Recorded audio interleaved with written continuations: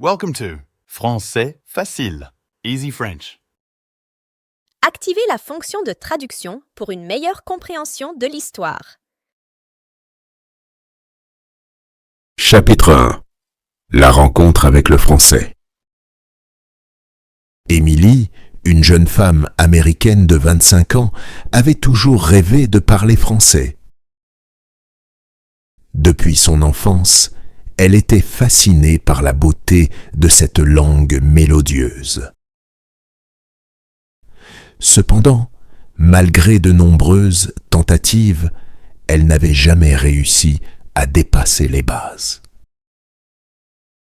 Le français restait pour elle une énigme, un défi qu'elle se devait de relever. Un jour, lors d'un voyage en France, Émilie décida de s'inscrire à un cours intensif de langue française à Paris.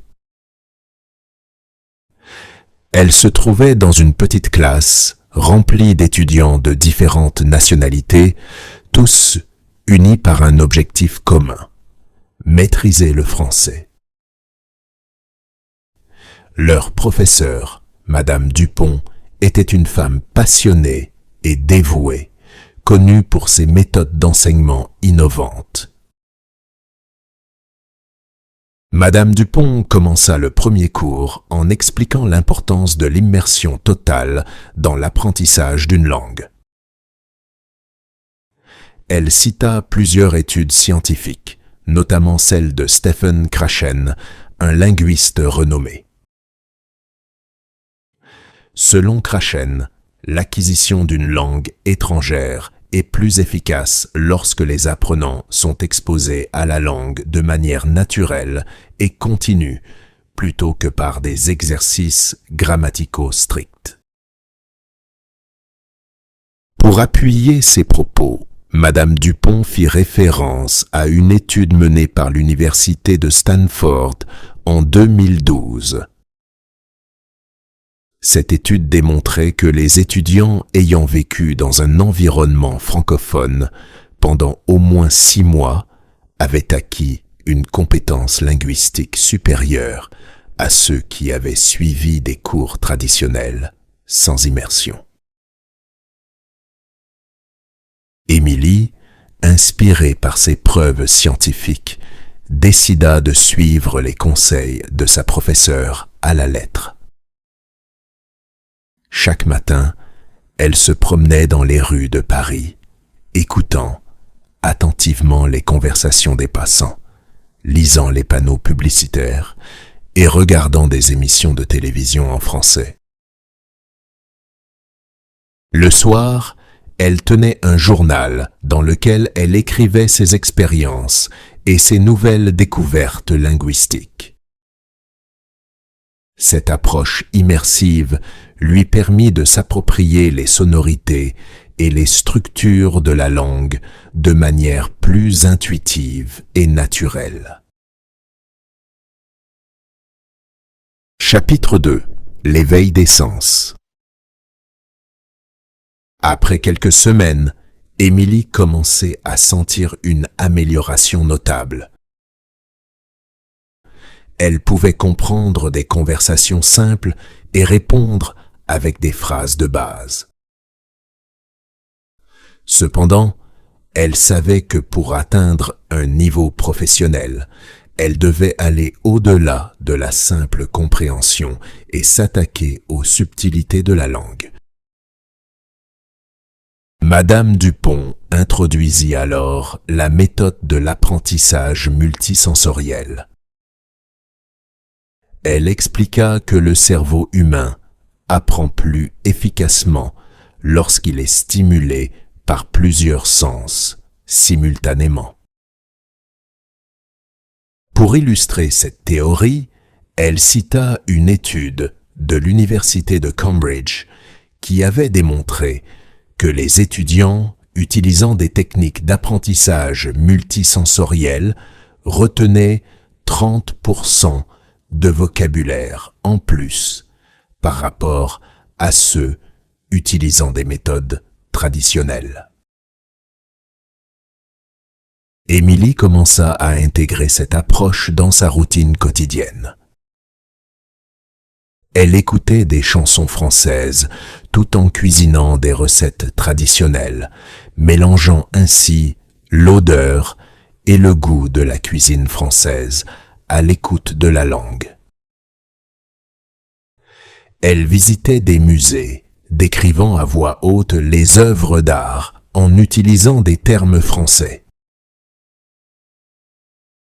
Cette stimulation sensorielle multiple renforçait non seulement son vocabulaire, mais aussi sa capacité à penser et à rêver en français. Peu à peu, Émilie se rendit compte qu'elle commençait à vivre en français. Les mots ne lui venaient plus en anglais, mais directement en français, un signe clair que son cerveau intégrait la langue de manière plus profonde. Madame Dupont, observant ses progrès, lui proposa de participer à un projet de recherche sur les effets de l'immersion et de l'apprentissage multisensoriel, un projet qui allait marquer un tournant décisif dans son parcours vers la maîtrise du français. Chapitre 3. L'immersion professionnelle. Émilie, désormais confiante dans ses compétences, accepta avec enthousiasme de participer au projet de recherche proposé par Madame Dupont.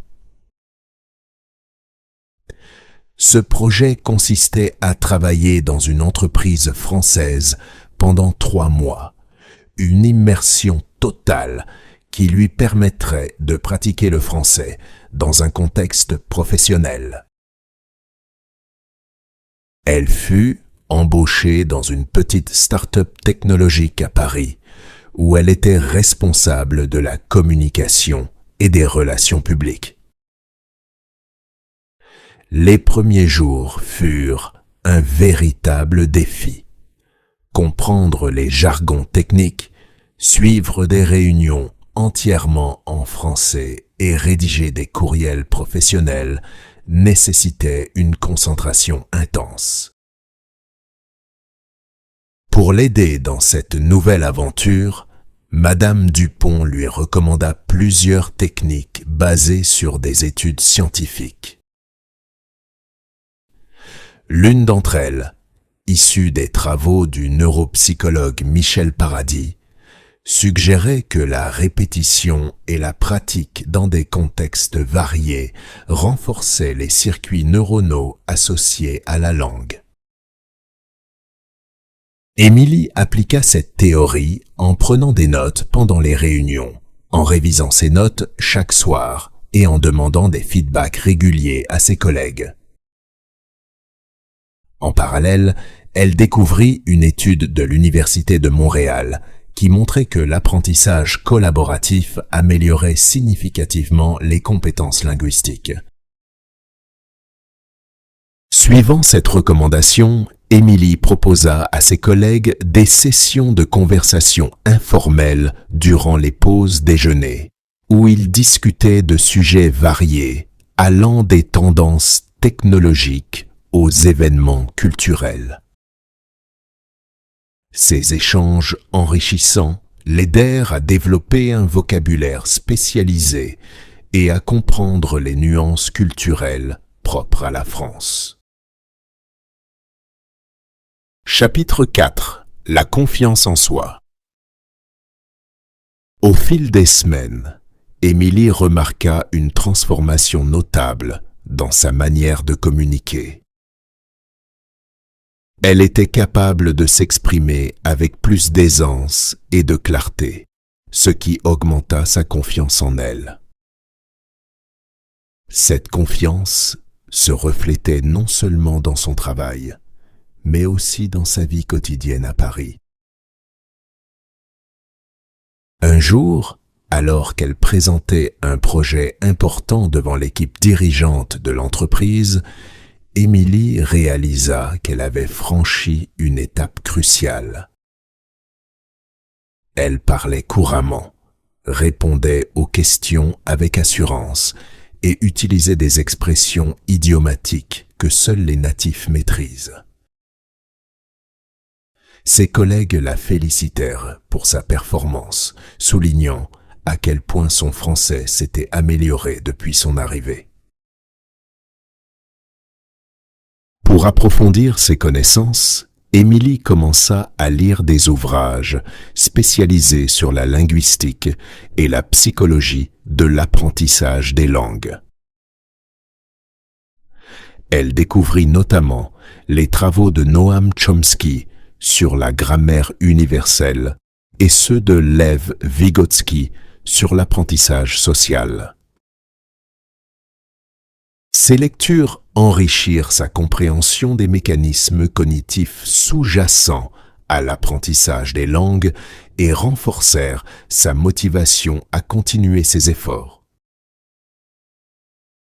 Par ailleurs, Émilie décida de passer une certification en français langue étrangère, FLE, pour évaluer officiellement son niveau.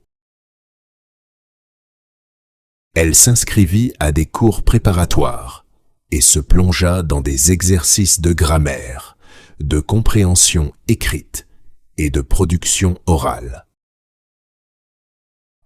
Grâce à sa détermination et à ses nouvelles compétences, elle obtint son diplôme avec mention, un accomplissement qui marqua le début de sa reconnaissance en tant que professionnelle de la langue française. Ce succès renforça son désir de partager son expérience et d'aider d'autres personnes à apprendre le français. Elle commença à donner des ateliers et des conférences sur les méthodes d'apprentissage linguistique, partageant ses découvertes et ses astuces avec des étudiants du monde entier. Ainsi, Émilie se transforma non seulement en une experte en langue française, mais aussi en une source d'inspiration pour tous ceux qui rêvaient de maîtriser cette langue magnifique. Chapitre 5. L'enseignement et la transmission. Forte de son expérience et de sa passion pour la langue française, Émilie décida de se lancer dans l'enseignement du français aux étrangers. Elle créa son propre programme d'apprentissage basé sur les méthodes qui avaient été les plus efficaces pour elle, combinant immersion, apprentissage multisensoriel et collaboration. Elle ouvrit une petite école de langue à Paris, attirant des étudiants de divers horizons, tous désireux de maîtriser le français. Émilie appliqua les principes qu'elle avait appris et les adapta aux besoins spécifiques de ses élèves. Elle se souvenait des défis qu'elle avait elle-même rencontrés et voulait s'assurer que ses étudiants bénéficient d'un soutien personnalisé. Un de ses élèves, Marco, un jeune Italien passionné de gastronomie française, avait du mal à suivre les cours traditionnels de langue. Émilie lui proposa alors une méthode alternative basée sur ses propres expériences et sur des études récentes. Elle l'encouragea à intégrer le français dans ses activités quotidiennes, comme la cuisine. Ensemble, ils préparèrent des plats français en suivant des recettes écrites en français, décrivant chaque étape à voix haute. Émilie fit également appel à une étude de l'Université de Grenoble qui démontrait que l'apprentissage d'une langue à travers des activités pratiques renforçait la mémoire à long terme. En mettant ces théories en pratique, Marco commença à améliorer son français de manière significative, se sentant de plus en plus à l'aise avec la langue. Chapitre 6. La diversité des méthodes. Pour répondre aux différents styles d'apprentissage de ses élèves, Émilie diversifia ses méthodes d'enseignement. Elle introduisit des jeux linguistiques, des débats, des projets de groupe et des sorties culturelles. Elle organisa des visites de musées, des soirées cinéma et des discussions autour de livres français, permettant à ses étudiants de vivre la langue de manière dynamique et engageante. L'un des outils les plus efficaces qu'Émilie mit en place fut l'utilisation de la technologie dans l'apprentissage des langues. Elle s'appuya sur une étude de l'Université de Californie qui avait montré que les applications mobiles pouvaient améliorer les compétences linguistiques des apprenants grâce à des exercices interactifs et un feedback immédiat. Émilie recommanda à ses élèves des applications comme Duolingo et Babbel et les intégra dans ses cours pour renforcer les leçons. En outre, elle créa des podcasts et des vidéos en français, abordant des sujets variés allant de la culture française à des thèmes d'actualité. Ces ressources permirent à ses étudiants d'améliorer leur compréhension orale et de s'habituer aux différents accents et registres de la langue française. Émilie veillait toujours à inclure des sous-titres et des transcriptions pour aider les apprenants à associer les sons aux mots écrits. Les résultats furent remarquables. Ses élèves progressaient rapidement, chacun à son rythme, mais avec une motivation constante. Émilie se rendit compte que l'essentiel dans l'apprentissage d'une langue était de rendre le processus agréable et pertinent pour chaque individu. En diversifiant les approches et en s'adaptant aux besoins de chacun, elle parvint à créer un environnement d'apprentissage optimal. Émilie continua à se former et à se tenir informée des dernières recherches en linguistique et en pédagogie. Elle participa à des conférences internationales, publia des articles sur ses méthodes et collabora avec d'autres experts du domaine. Son école de langue devint rapidement réputée pour la qualité de son enseignement et pour ses approches innovantes. Ainsi, Émilie réussit non seulement à devenir une professionnelle de la langue française, mais elle fit également de sa passion une vocation, aidant de nombreuses personnes à découvrir la beauté et la richesse du français. Son parcours inspirant démontra qu'avec de la détermination, des méthodes adaptées et une immersion culturelle, il est possible de maîtriser une langue étrangère et de s'épanouir dans un nouvel environnement linguistique et culturel. Chapitre 7. L'évolution continue. Malgré ses nombreux succès, Émilie ne s'arrêta pas là. Elle était déterminée à perfectionner encore plus ses compétences en français et à approfondir ses connaissances en linguistique. Elle s'inscrivit à un programme de maîtrise en didactique des langues à la Sorbonne. Cette formation lui permit d'approfondir ses connaissances théoriques et de découvrir de nouvelles approches pédagogiques. Parallèlement, Émilie continuait à enseigner dans son école et à développer de nouvelles méthodes d'apprentissage. Un de ses projets les plus ambitieux fut de créer une plateforme en ligne offrant des cours de français accessibles à tous, partout dans le monde. Inspirée par les principes de l'apprentissage collaboratif et de l'immersion, elle développa des modules interactifs, des forums de discussion et des sessions de tutorat en ligne. Elle fit appel à des chercheurs en psycholinguistique pour concevoir des exercices basés sur les dernières découvertes scientifiques. L'une des études qu'elle intégra dans sa plateforme venait de l'Université de York, qui démontrait que l'utilisation de récits et d'histoires contextuelles favorisait la mémorisation du vocabulaire et des structures grammaticales. Ainsi, chaque leçon sur sa plateforme était accompagnée de contes, de nouvelles ou d'anecdotes, permettant aux apprenants de se plonger dans la langue de manière ludique et significative. Chapitre 8.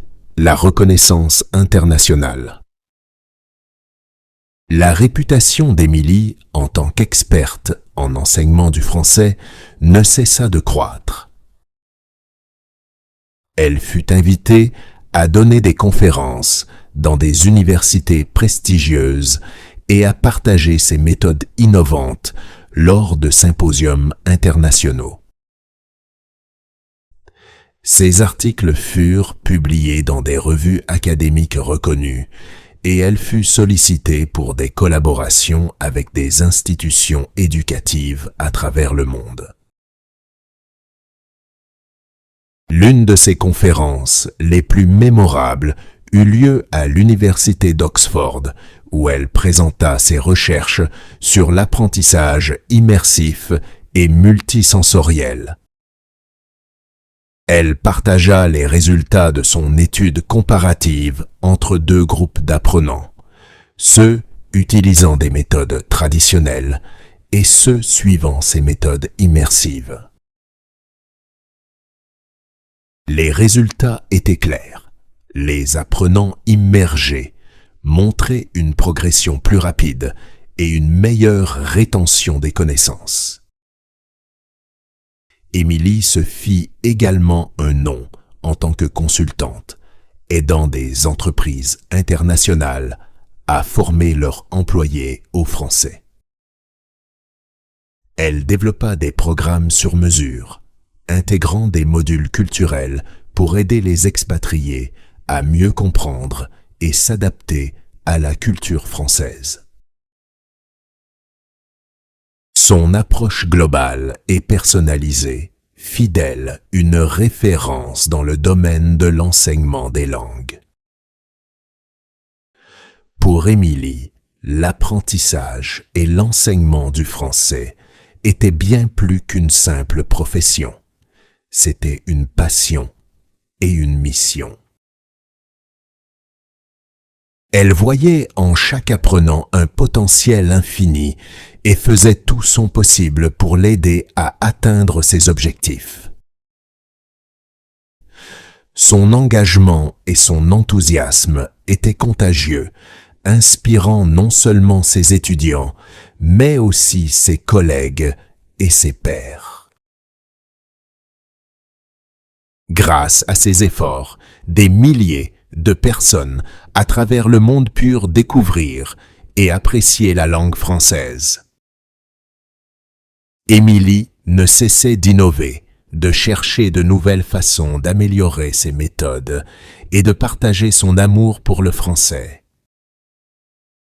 Elle savait que l'apprentissage d'une langue est un voyage sans fin et elle était prête à continuer ce voyage avec passion et dévouement.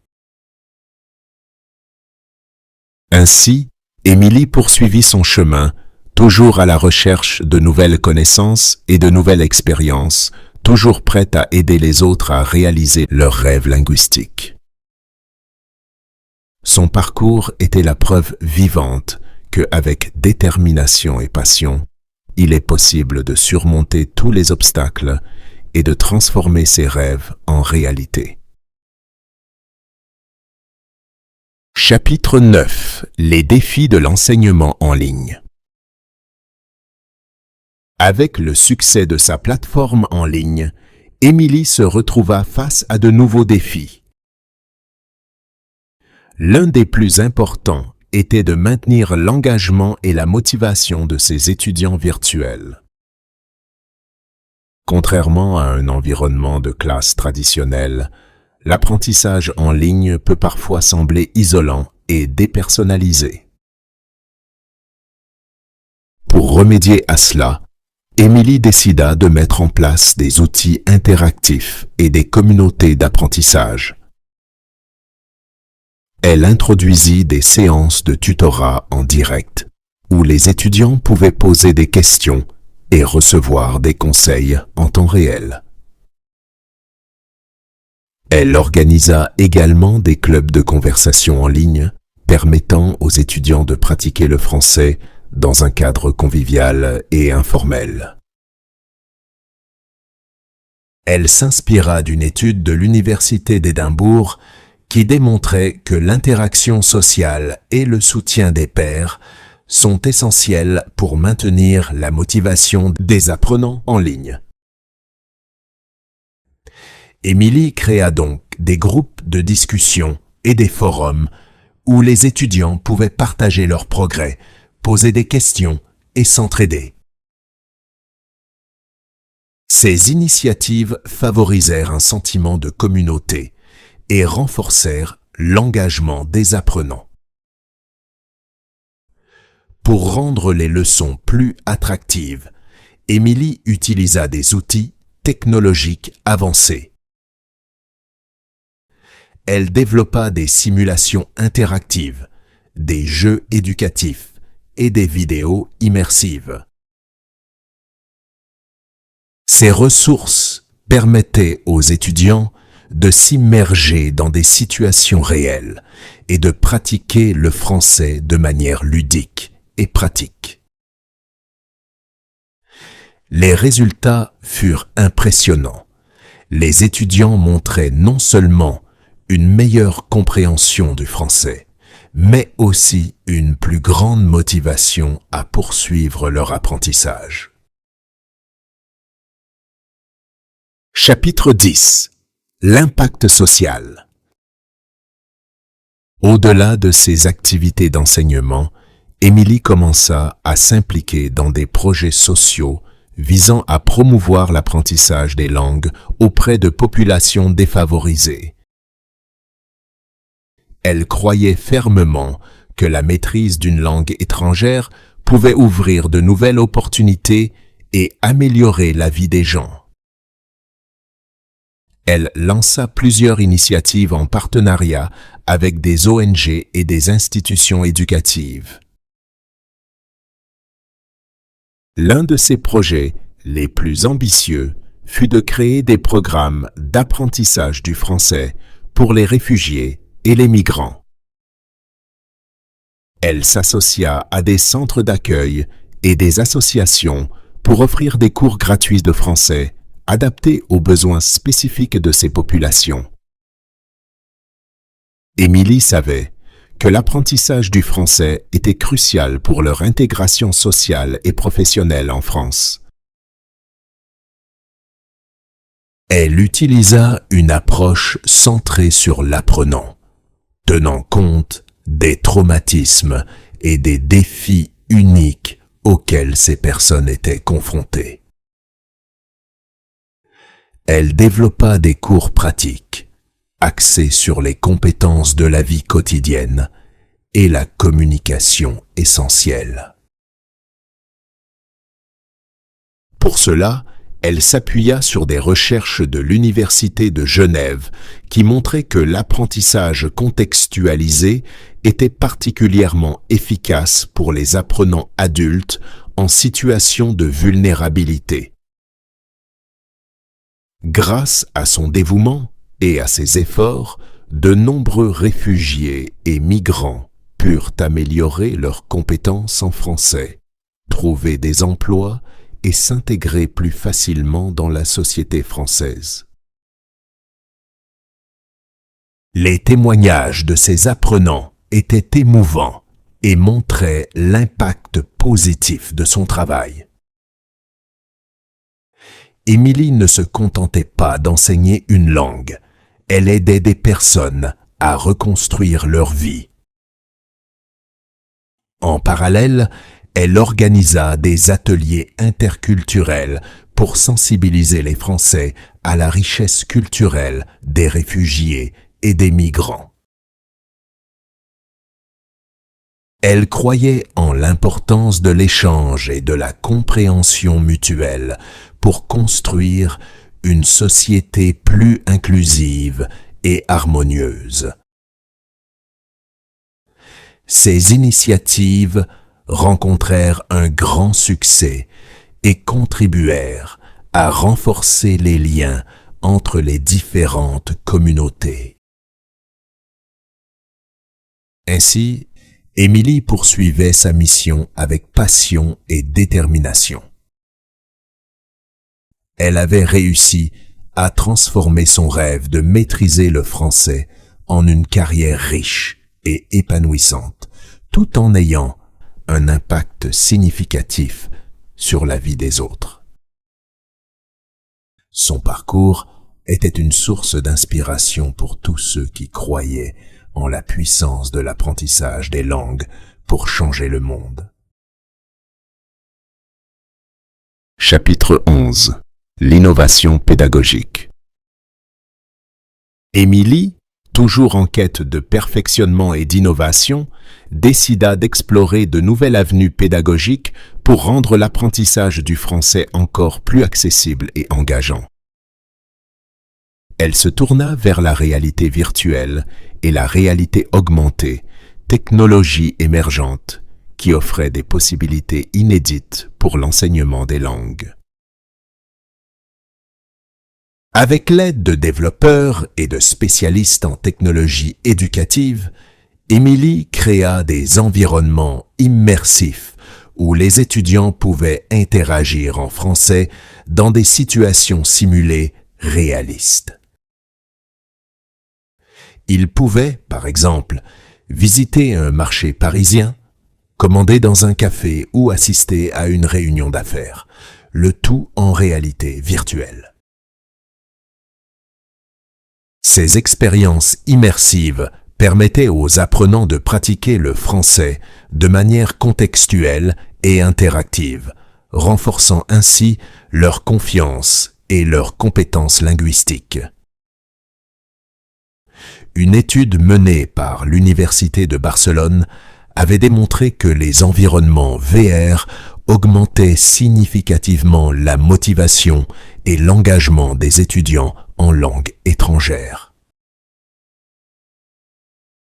Inspirée par ces résultats, Émilie intégra ces technologies dans ses cours, avec des retours très positifs de la part de ses étudiants. De plus, elle introduisit des éléments de gamification dans ses programmes. Elle utilisa des jeux sérieux, Serious Games, pour enseigner la grammaire et le vocabulaire, transformant des exercices parfois rébarbatifs en défis ludiques et motivants. Ces jeux étaient conçus pour encourager l'apprentissage par essai et erreur, une méthode particulièrement efficace pour retenir les nouvelles connaissances. Émilie organisa également des concours et des défis entre ses étudiants, avec des récompenses pour ceux qui progressaient le plus rapidement ou qui montraient le plus d'initiative. Ces stratégies renforcèrent l'esprit de communauté et la motivation au sein de son école. Chapitre 12. Un héritage durable. Après plusieurs années d'enseignement et d'innovation, Émilie décida de transmettre ses connaissances et son expérience en écrivant un livre. Cet ouvrage, intitulé « Maîtriser le français », un voyage d'immersion et d'innovation, retraçait son parcours et partageait ses méthodes pédagogiques avec un public plus large. Le livre devint rapidement un best-seller et une référence dans le domaine de l'enseignement du français langue étrangère. Elle continua à donner des conférences et à animer des ateliers à travers le monde, partageant ses découvertes et inspirant de nombreux enseignants et apprenants. Sa passion pour la langue française et son engagement pour l'éducation transparaissaient dans tout ce qu'elle entreprenait. Émilie reçut de nombreux prix et distinctions pour sa contribution à l'enseignement des langues, mais ce qui comptait le plus pour elle, c'étaient les succès de ses étudiants. Voir leur progrès et savoir qu'elle avait joué un rôle dans leur parcours d'apprentissage était sa plus grande récompense. Un jour, lors d'une cérémonie de remise de diplôme à son école, Émilie prit la parole devant ses étudiants, anciens et actuels. Elle leur rappela l'importance de la persévérance, de la passion et de l'ouverture d'esprit dans l'apprentissage d'une langue. Elle les encouragea à continuer à explorer, à apprendre et à partager leurs connaissances avec les autres.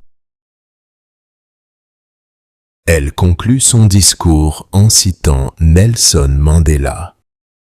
L'éducation est l'arme la plus puissante que vous pouvez utiliser pour changer le monde. Pour Émilie, ces mots résumaient parfaitement son engagement et sa vision. Elle avait non seulement réussi à maîtriser le français, mais elle avait aussi utilisé cette compétence pour faire une différence positive dans le monde. Ainsi, l'histoire d'Émilie se termine sur une note d'espoir et d'inspiration. Son parcours est un témoignage de la puissance de la détermination et de la passion.